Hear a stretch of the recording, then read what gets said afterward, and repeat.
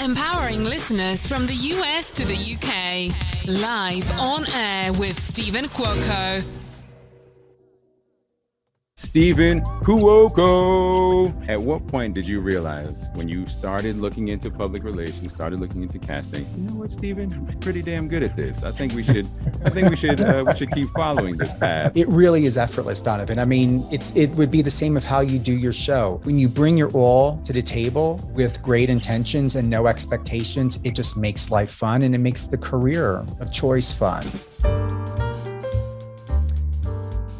Oh yeah, I still love that intro. It's still my favorite. That is from one of my interviews on the How Did show. I got to get back on that show again. I love Donovan. He's an actor. He's in voiceover. Brilliant guy. Great man. Great family man. And you just can't get enough. He's an all-around good, spirit and soul, and he doesn't expect anything from anyone. That's what I appreciate most. He doesn't expect anything. He knows his lane. He stays in his lane, and he does what he does great. Exceptional. There are many words that can go with it.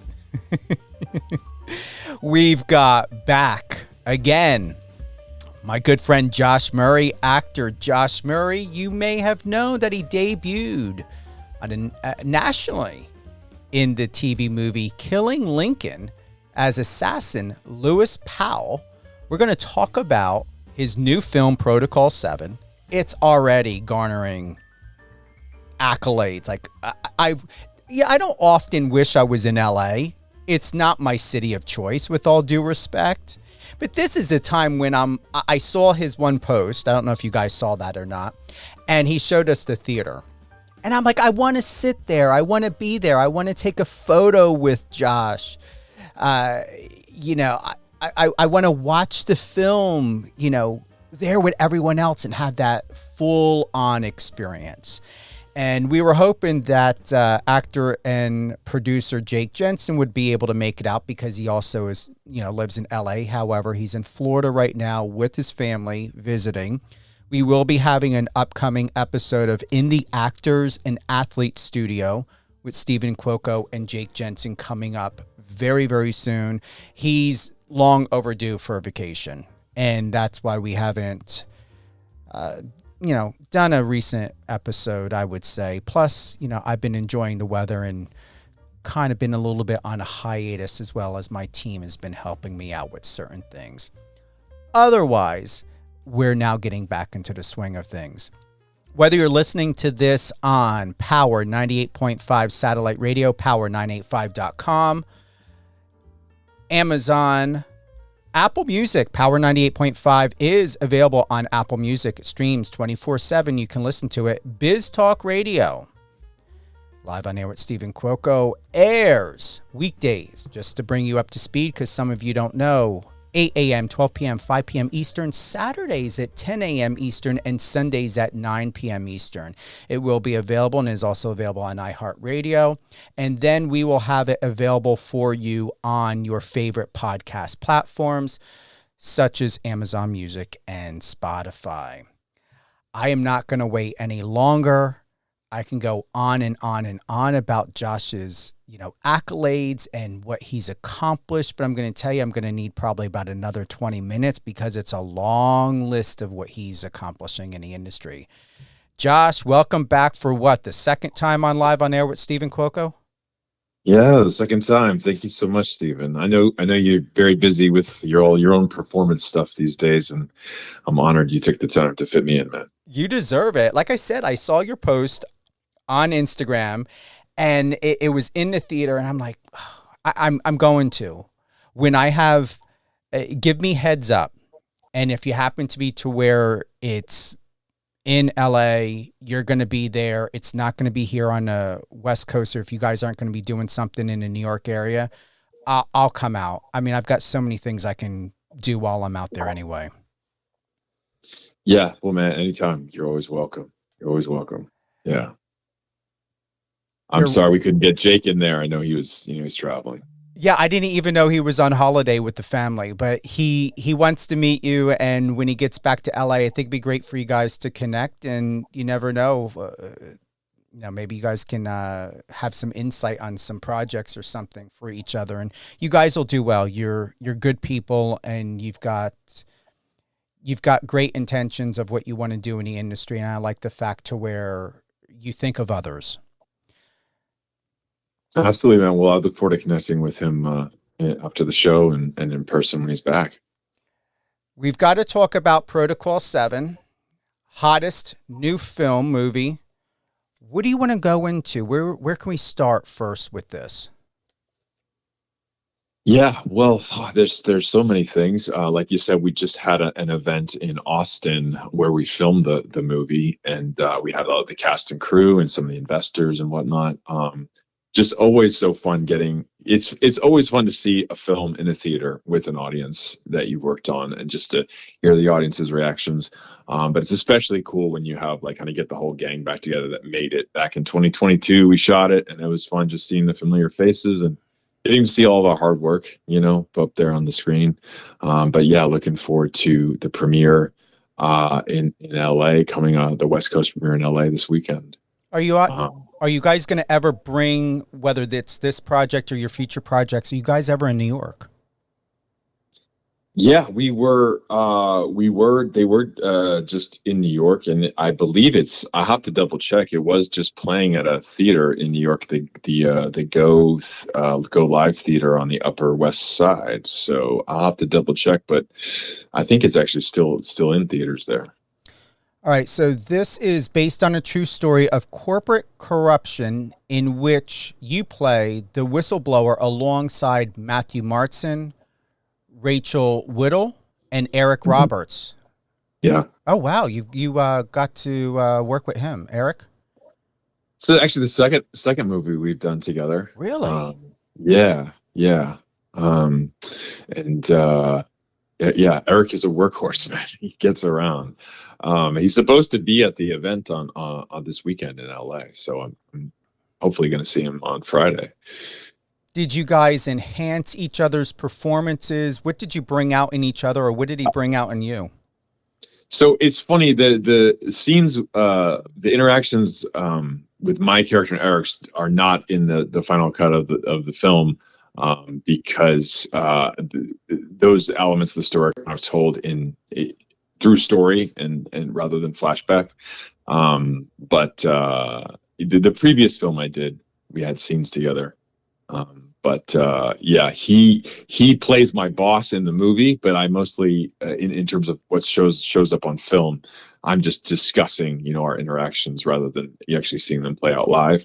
But Eric's great in this role. Like, he's very believable as kind of the villain in the film, but very much human. There's no element of like knowing that he's a villain. It's completely business. It's all business for him. And I think that's very true to life. Like, he doesn't see himself as, getting away with something or trying to, pull one over on people. It's just like, this is how I do business, and I'm just doing business. And I think he really captured that very well.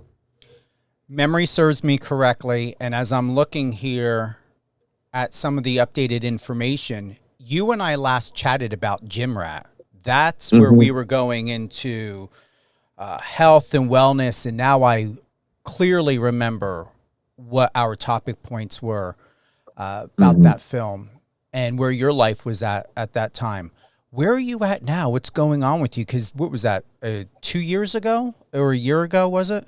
Yeah, it's probably closer to 2. Yeah, because I shot this a year and a half ago, Protocol 7. So I would say the biggest thing that's happened in my life, besides doing some movies, is being a father. Man, I have a 3-month-old now named Ethan James Murray.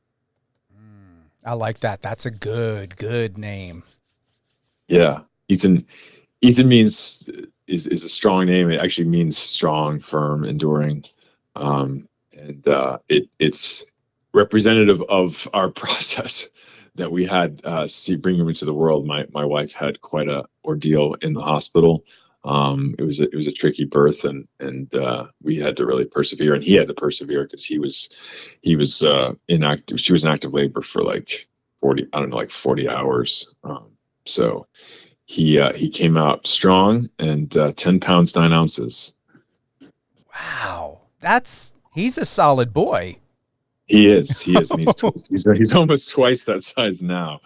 So he's growing fast, and yeah, he's probably gonna be bigger than me when he grows up. Wow. Wow. Oh my, but how tall do you think he's going to be? Because what are you, 6'1"?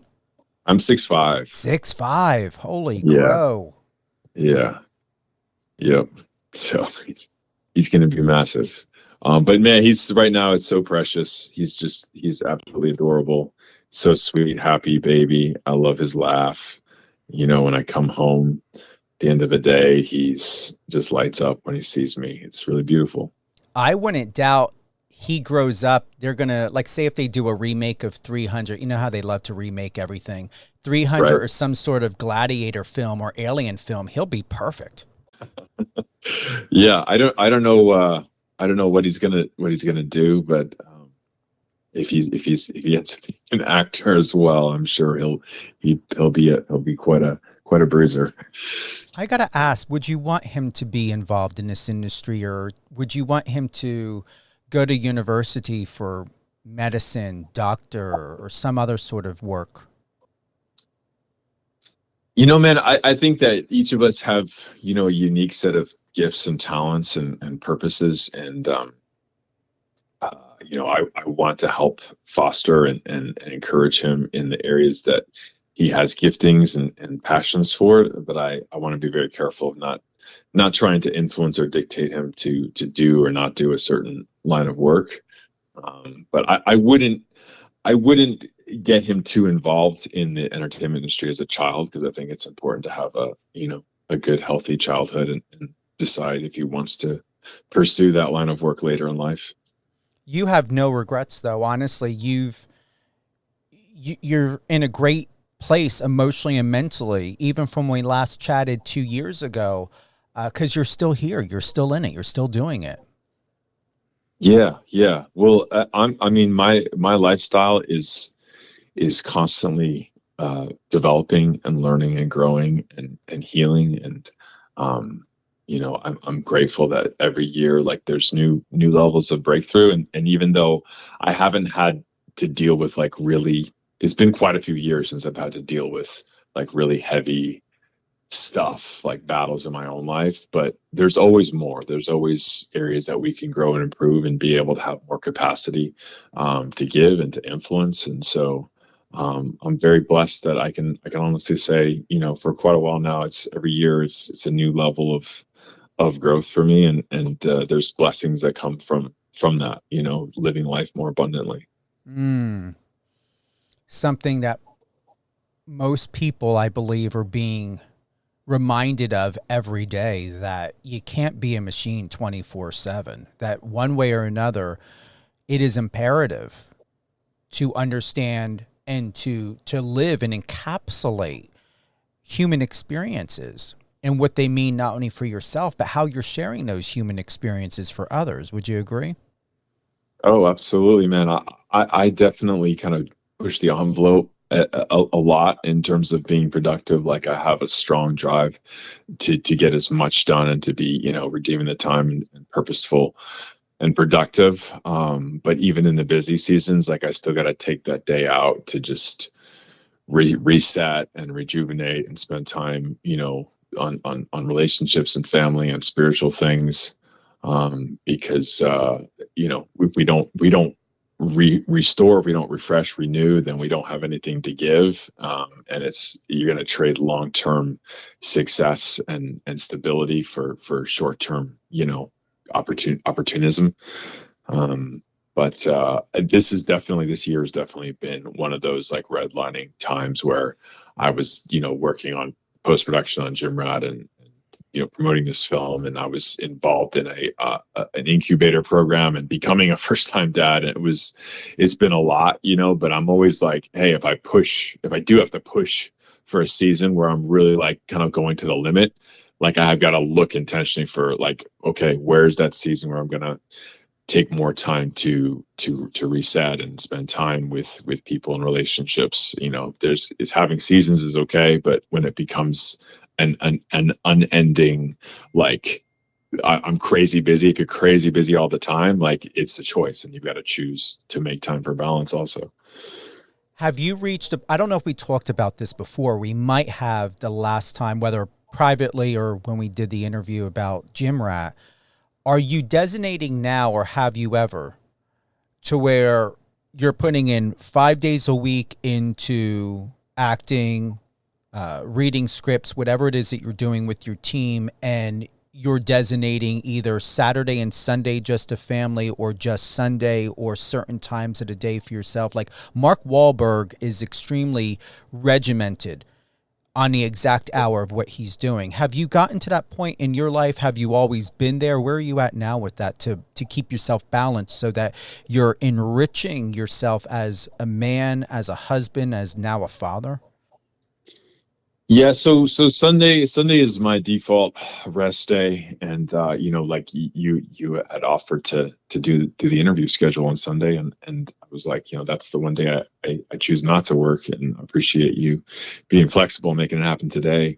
But it's generally my rhythm is like 6 days I'm working, and Sundays I take off. Every once in a rare occasion, like I'm having to travel for something and I'm out of town, and maybe I do have to make an exception on a rare occasion, and then I look for another day to kind of catch up and substitute for that.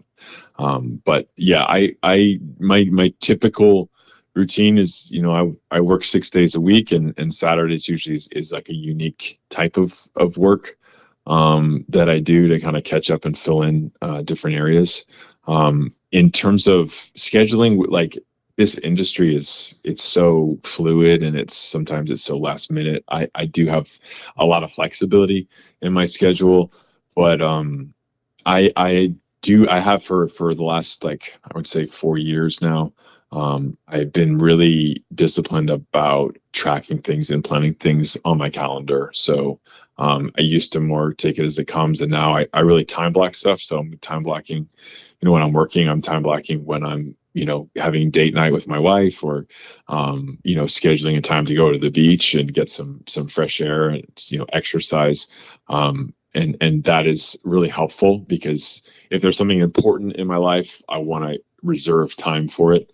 And I want to be strategic about making sure everything gets done. And when you lay it out, on a calendar, it's really easy to see, like, hey, is this realistic, and am I getting everything done I want? And if not, like, how do I reprioritize so that I get what's important done? You've always been absolutely intelligent about what you do. You never disappoint me, even in our conversations, and how supportive you've been about some of the private conversations we've had through the years. You just really give respect to what you're hearing, what you're feeling, what you're processing. I don't think I've ever experienced you having, let's say, an East Coast moment where you just take something and you just go with it at 5 million miles an hour. Have you always been just so grounded and centered in a way of how you do things? Because your son is going to grow up with such an enriching life with you, of how you just are as a man and as a person. It's incredible. Thank you, Stephen. Thank you. I appreciate the encouragement, man. When I was in my 20s, I think I shared on the last time we were on here that I had this period of many years where I had a lot of physical and emotional pain and dysfunction.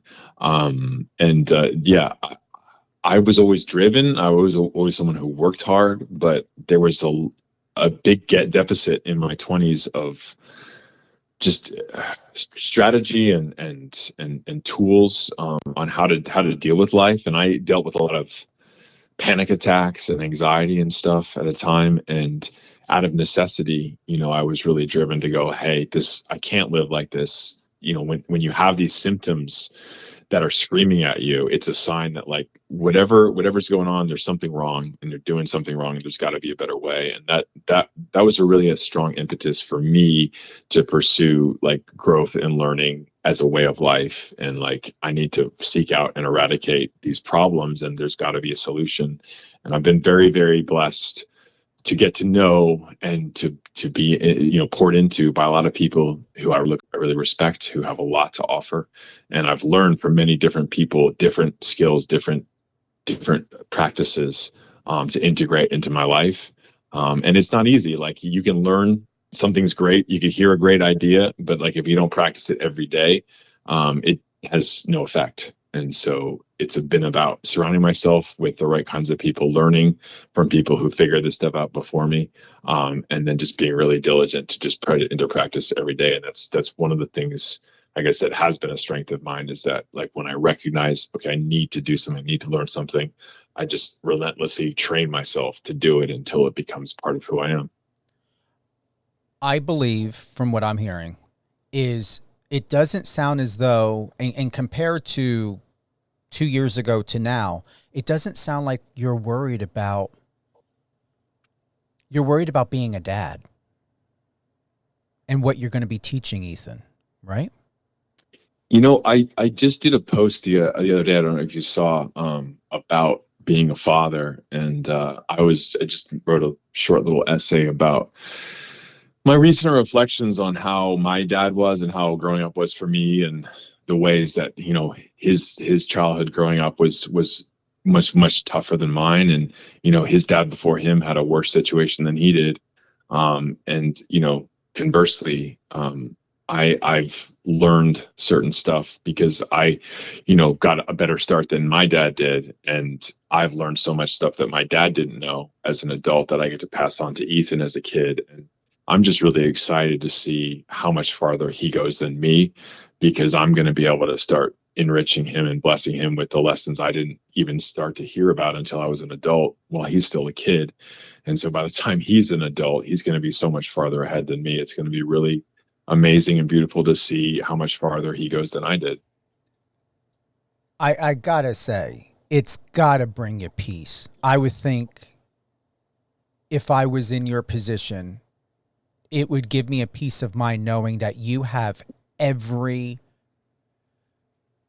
bit of knowledge from your own experience to know what you believe it's going to take to be a great role model for your son, for Ethan. And then also to know the balance of what he's going to need to learn in life, to strengthen him as, you know, a young person into adulthood. You've got to feel empowered, I would think so, with all of the knowledge you have now, ready and able to take care of your son. You're right, Stephen. Absolutely, man. That is how I feel. And, you know, there's a verse, that really, I really hold on to, which is that God supplies all my needs. And as long as I don't ever get to the place where I think I'm all that and I've got it all figured out, but I know that he's my source, like, I've got nothing to worry about, because everything that I need to be able to give Ethan, like, he's gonna make sure that it lines up and that it's there for me. So that's how I live. Where are you at now when we think about Gym Rat and the conversations we had before? What can you expand on, knowing how much so many things have changed in the physical fitness arena, within the world of health and what people consider to be health? What do you believe it means to be healthy, not only working out, but eating, self-reflection? What do you do to keep that homeostasis now, after everything I've learned? Man, that's a big question. Well, I think that it's important for things to be holistic. You know, when you hyper focus on one thing to the exclusion of others, like, it always leads to imbalance. And, you know, one of the themes in Gym Rat is is exactly that, where the character of Lonnie is obsessed with fitness, physical fitness, to the exclusion of all else, because coming out of a mental health deficit. And so, because he's becoming really, really good at physical fitness, it's becoming to the exclusion of giving attention to anything else. It becomes extreme. It becomes destructive, because it's all out of whack. So, as simple or cliche as it may seem, that balance is key. Balancing your time, your effort, your energy, your focus, your prioritization on your physical health, as well as emotional, spiritual health, on relational health. All those things work together, and when you have some of those other things, like, let's say your nutrition is out of whack, but your physical strength training is great, you're going to still be fat. You know what I mean? You can lift weights all day long, and if you don't have your diet in order, like, you're still going to be fat. And conversely, if you're hyper focused on pursuing your overall physical wellness to the exclusion of all else, if your emotional and mental health is out of whack, it's going to start to cause you to do destructive things, right? That are going to make you take shortcuts, like Lonnie does in the film, that are ultimately damaging his body, because he's out of whack, right? So I think that it always comes down to harmonizing and prioritizing all of the different aspects of life, and not becoming extreme in your hyper focus on just one.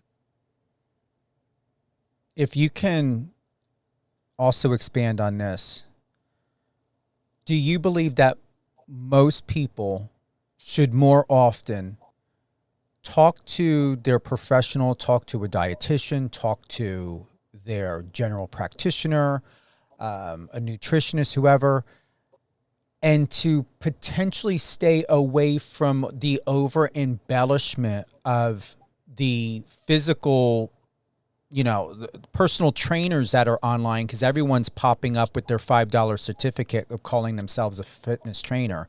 Do you believe that it's so I think it's oversaturated, but do you feel that it's better that people, instead of going right to social media to try to find out quick tips and tricks to better their health and their body and their image, to just go seek someone who really is licensed to do this? I wouldn't disagree with that, Stephen. I think you have to be very careful and thoughtful about what sources that you rely on. Certainly, there's a lot of conflicting information on social media, no doubt. But I think that you have to be careful. What I would add is that you have to be careful about looking to systems, looking to certain standards or organizations, as though they are this, like, sort of infallible gold standard, and that really ties in directly to this Protocol 7 film, because the heart of the story, which is based on a real life case, which we can talk more about in a minute, but the essence of the story is that the sort of the authority figures, the experts, right, the federal organizations, the oversight committees that define the rules and lay down, like, what is copacetic, what is reliable, are fallible.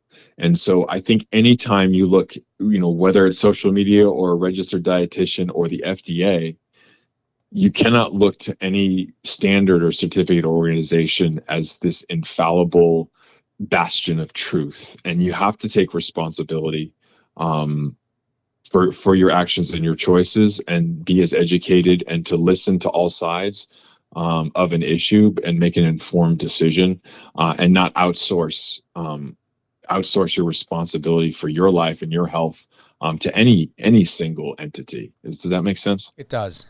And I like that. You worded that and expressed that perfectly. Good. Because I think in recent years, with ever since 2020, like the issue of healthcare, like medical freedom, national policy on health and medicine has been hugely controversial, right? There's been so much furor over the topic. A lot of people have wanted to say, like, we know who to trust. We know who the experts are. Like, there is a defined structure, and like, you shouldn't question it. And it's led to a lot of problems, and it's been disproven in many ways. And this film, again, is another story which predates 2020, of a case of fraud and deception existing at some of the highest levels in our country. And like, from the president on down, like, throughout history, there have been cases where men don't behave truthfully, they don't behave honestly, they don't behave in the interest of other people.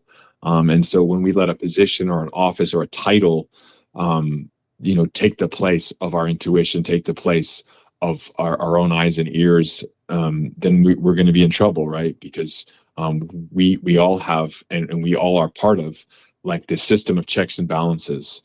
And if there aren't checks and balances, then there's going to be corruption.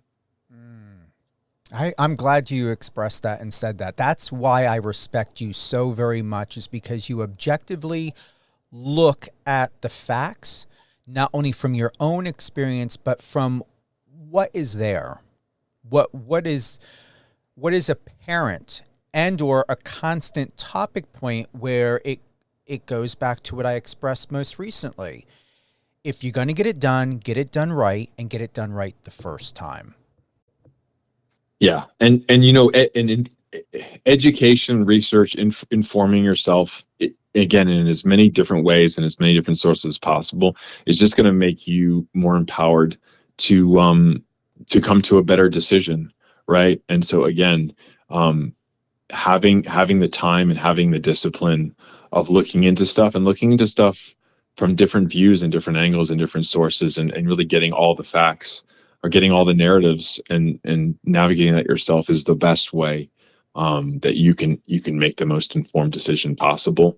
And that's another thing that I think is really important, specifically in the medical world, is that we are all championing and all fighting for all the information to be made available to people, so that you can have informed consent. Because if you have information from one source that doesn't have all the information, or doesn't have your best interests at heart, then you're not going to be capable of making a good decision or informed decision, because you're not making a decision on all the facts.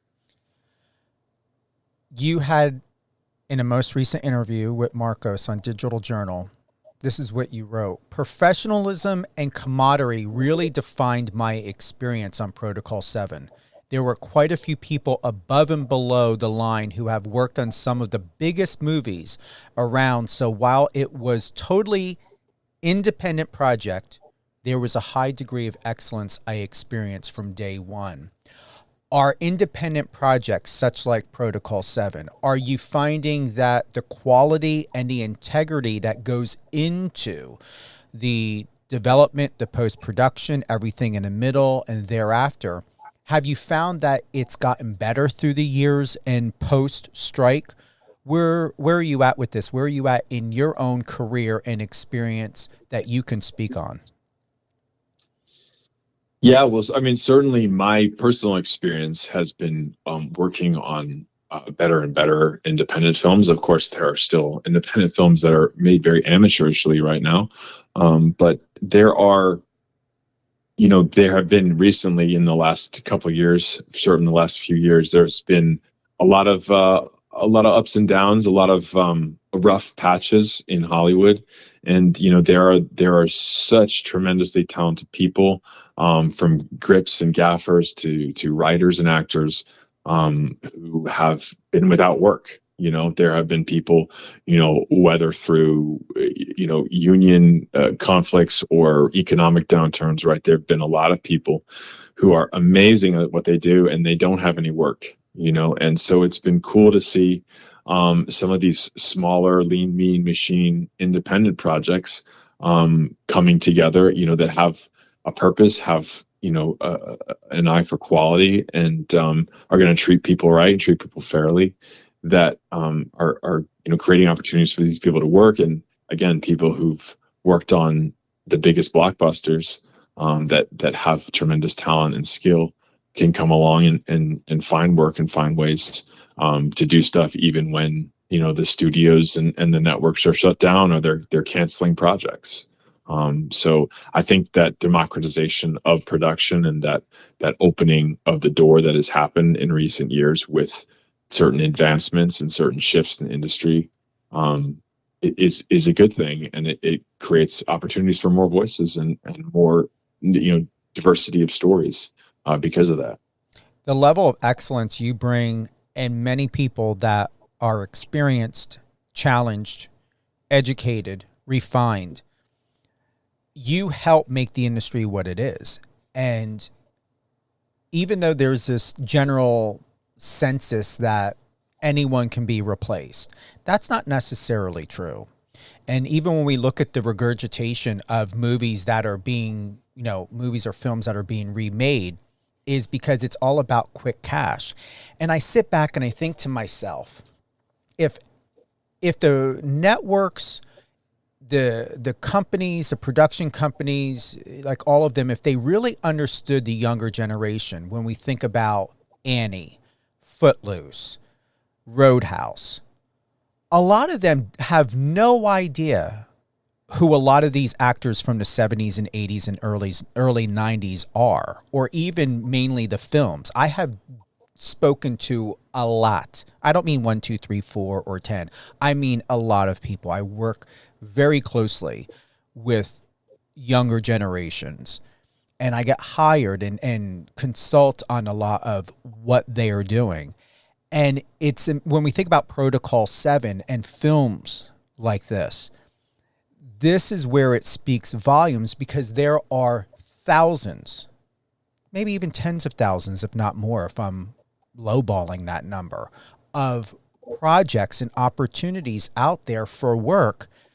And the idea of, let's remake an old 1970s, 80s film, and let's bring in the older generation that remembers these films, which anybody that's Gen X, my generation, we don't give two flying toots about the remakes.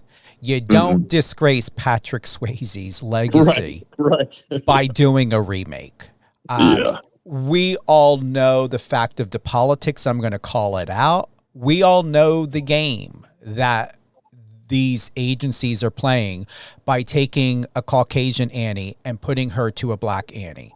Don't use the black community as a way of thinking, oh, well, because Annie was white, if we make her black, we're going to be able to hemorrhage a shitload of money out of the black community because we turned her into this color. We understand the politics and the methodicalness of what is happening here. And it's deplorable, not only to the legacies of the actors that have passed, but also to the quality and integrity of the film. I mean, what are they going to do? Are they going to remake Porky's, Beverly Hills Cop? What are they going to do? And I'm sure if they could, and they better not touch Goonies. Don't F up that classic. I mean, that, or even A Christmas Story. I mean, please. So with that, I appreciate you. I appreciate your team and the people of Protocol 7 that are out there determined to get high quality content out there, high quality movies and films for the public to experience. Because once again, as someone who's 50 years old, I don't want to see a remake. None of us do. Unless they paid someone from my generation. There is nobody of my generation that wants to see a remake of a 70s or 80s film. And then the younger generation don't know who the heck these people or these films are. They're playing video games. They're playing PlayStation. What do they know about Patrick Swayze or Annie or Kevin Bacon from Footloose? Right. Yeah. Well, I would hate to try to replace Patrick Swayze. As an actor, give me something new. And I read your article, Stephen, and I agree, man. It's all about risk aversion and trying to capitalize on a quick buck, and I think it misses the deeper value and the deeper stories that, and the news stories that you look at Protocol 7, Terry Rossio, look, Oscar nominated writer, did Aladdin and Shrek, Pirates of the Caribbean. He approached Andy and said, this is a story that really needs to be told. And he approached him about writing the script, and it was 10 years. Again, a fantastic writer, a really important story that he was passionate about, that has tremendous skill, crafted the script, and 10 years, a decade went by before they were able to actually bring it to light and, make a movie out of it, because it didn't get attention. It didn't get an opportunity. And who knows how many other stories, right, have been sitting there for 10 years as well right now, that are getting sidelined or backburner, that really are for our time and are important and are quality, that are getting passed over for a sort of sub-rate, remake of a movie for the second or third time. To expand more also about Protocol 7, you wrote, the team really went out of their way to make sure I was well taken care of during my time in Texas. That isn't always the case, even on bigger budget projects. I read that 3 times. This would be the 4th time, because I wanted to feel what you wrote. And I'm extremely proud of you in every way possible, with the respect that I have for you. You know how much I respect you, that you were willing to put that on record. Yeah. Well, I'm not, I'm not here to name call and make accusations, but look, anyone who's worked in the industry knows that you can be working with some of the biggest companies on some of the, highest profile, whatever. And, not just me, but friends that I have in the industry, who tell me the stories of what they're going through. And, some of the in the hottest, programs of the year, on set are treating their people like crap, and they have all this money, right? But they don't care about the people. And so it was, not that this is the only time I've had a great experience by far, but it's really nice when you go to production that they don't have oodles of money, but they go out of their way to say, hey, do you have everything you need? Are you comfortable? Are you being taken care of? Is there anything we can get you, to make your stay, more enjoyable? Do you need anything to help, make sure that your performance is what it needs to be? And that's, that is the right thing to do, as a human being. Like, that is the caring thing to do, but it's also the smart thing to do, because if you are taking care of your people, they're going to be able to do a better job at their job, so it's also the smart thing as a business decision too. That's the perfect closing to this second episode with you, and we're going to have you on more, and don't wait for a project. You know that. You can reach out to me anytime, but if it is for a project, you can still reach out to me anytime. Thank you, Stephen. Well, always a pleasure, man. Always a pleasure. It's not an interview. It's always a conversation with you. It is. I like that. It's always that's a great, you know what? Hold on. We got to write down. I'm going to write that down, and I'll put you on it. It's always a conversation. That is an exceptional tagline. It's always a conversation. Thank you for that. That inspired me so much. I'm putting it in my notes, and that's by Mr. Josh Murray. Thank you for that, Josh. Any closing thoughts on Protocol 7? About whether the premiere or tickets? Yeah. So people can go to protocol7.movie. That's protocol, the number 7.movie is the website, and they can watch the trailer there. They can find out all the show times. It's going to be playing in LA theaters starting next week, and it's going to be releasing nationwide next month in Regal and some other chains as well in early July. So check out the trailer and look for the showtimes coming soon. Distribution, is this Hulu, Amazon, Netflix? Where's it going? They haven't announced the streaming distribution yet, but right now they are releasing in U.S. and Canada in theaters over the next month. Nationwide in U.S. and Canada in theaters, and then probably by the end of the summer they'll have an announcement about where you can find it on streaming. You know what I'm impressed by? Hulu. Their programs and their films are really thoughtful. They really know what they're doing. This would be excellent for Hulu. I would prefer this on Hulu than Netflix because I don't know what's going on with Netflix as much as I appreciate some of their programmings, but it seems as though they're just pushing, like they're focused more on quantity than quality. But Hulu, man, they're doing a great job. Have you seen Dope Sick? No.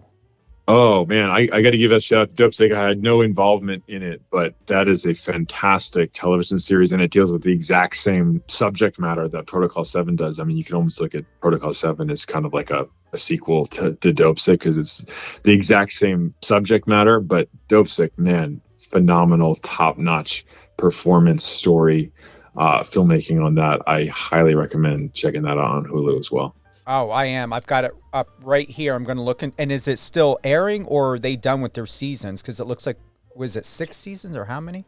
It was a limited series. It was a 1-season limited series. Yeah, but quality all the way through. Yeah, so anyone that's part of Protocol 7 and their team, I really hope that this ends up on Hulu. It's even the trailer did very well on the trailer. And it's beautiful. It's absolutely beautiful. Thank you, man. Thank you. Well, someone said at the Austin event that the movie was much better than the trailer. So I'm hoping that more and more people say that. Hey, those are great topic points, especially for media. Yeah. Yeah. Okay. Thank you. Thank you, Stephen. Anytime. Mr. Josh Murray, thank you to everyone who's tuned in to Live on Air with Stephen Cuoco on Power 98.5 Satellite Radio, Biz Talk Radio, Apple Music, iHeartRadio, and more. Remember, you can listen to this interview on any one of your favorite podcast platforms, Amazon Music and Spotify. Just make sure you're following me, doing, all the great things to stay up to date so you can get that notification of when the latest show is going to be out.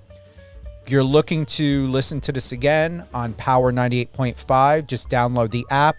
Both the iOS and Android app look incredibly amazing. You're going to love it. New features, new style. I also have a fresh new logo. I'm still utilizing the original logo for Power 98.5. However, the new logo I'm proud of it. I'm extremely proud of it. Also, if you are watching Biz Talk TV, listening to Biz Talk Radio, my show on there airs weekdays, 8 a.m., 12 p.m., 5 p.m. Eastern, Saturdays at 10 a.m. Eastern, and Sundays at 9 p.m. Their potential reach, I am proud to say, is 20 million. I'm absolutely grateful that Biz Talk Radio has picked up my radio show on there. Also, iHeartRadio Live on Air with Stephen Cuoco is available. And Protocol 7, you can't beat it. And I'm going to close by this, and I'm glad I have it available.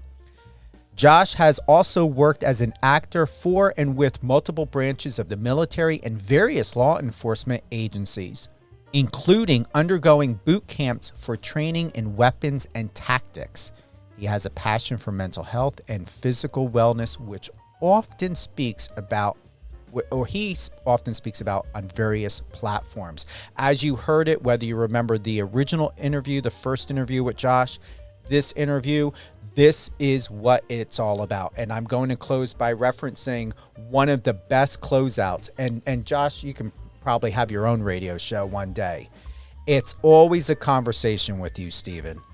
That is one of the most brilliant things I've ever heard a guest say, and it doesn't surprise me. It came from actor Mr. Josh Murray.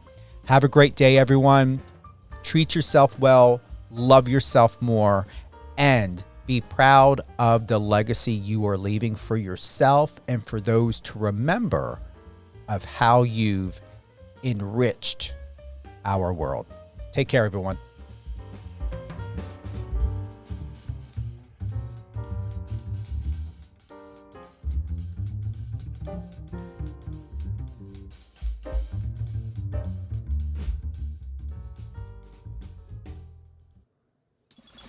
Friend us on your socials and let's connect.